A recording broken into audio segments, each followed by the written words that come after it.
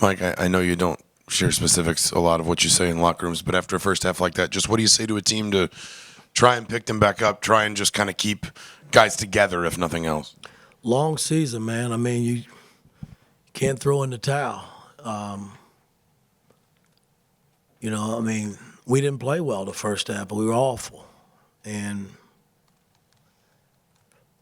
I thought we came out the second half and we competed and played a lot better, but the damage was already done in the first half. You got to give Illinois a lot of credit, their coaching staff. They played great.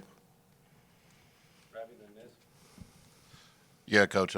Big picture. I mean, you guys are 1-5 in quad one games. I think it's 15-34 in quad one games over the last 3+ years. What do you see as the problem? You guys not competing with consistency against the better opponents? Well, I mean, we've had some good games against big-time opponents over the 3 years. You know, the record doesn't indicate that. It's tough, you know what I mean, when you prepare and you work, because we work and practice, we do all the things that you're supposed to do going into the game, and guys just didn't step up tonight, and they didn't step up in the Iowa game. You know, I can't go back to past years. Coach was staring me in the face right now, and we just got to continue to work. I mean, still a long season. Hopefully we'll get Malik back soon. He's a big piece to what we do. And we could get guys back playing the way I expect us to play. Yeah, Mike, the fans were very vocal tonight about kind of their disappointment, especially in the first half. What would you kind of tell them to reassure them about sort of the direction of this team? Well, again, I love our fans and I respect our fans, but it's up to me to get our players to play at a high level, and that's my job, and I'm going to continue to work in that area and hope that our fans will stay in there and hang in there with us. Mike, in your long tenure as a coach, I'm over here. Sorry. When you have younger guys who are trying to figure things out, especially after 2 bad games like this, what's your approach with them, and what do you feel like you need to do some soul searching of your own? Well, again, you got to continue to work, and I got to make some changes. I mean, we haven't been getting off to a good start in terms of who we've been starting, and sure, we do miss Malik. Malik is a big piece to the puzzle, but I gotta put guys in there that I think that's going to get us off to a good start and see if we can maintain it over a 40-minute ball game. We can't let 2 games, and these were embarrassing games for us, determine our season. We still got a long way to go, a lot of Big Ten game left, and I just got to get us better prepared and ready to play. But Mike, how do you explain 60? I mean, in the 125-year history of Indiana basketball, that's never happened before. Like, how do you explain that? I wish I knew. I thought we played better the second half.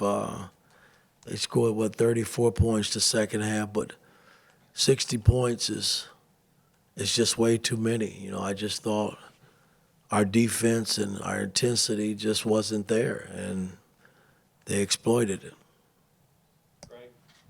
Hey, Mike, over here on your left, I got 2 questions for you, okay? First one is, what happened with Umar Ballo at the end, and what are you going to do about that? Well, I mean, there's not a whole lot I can do,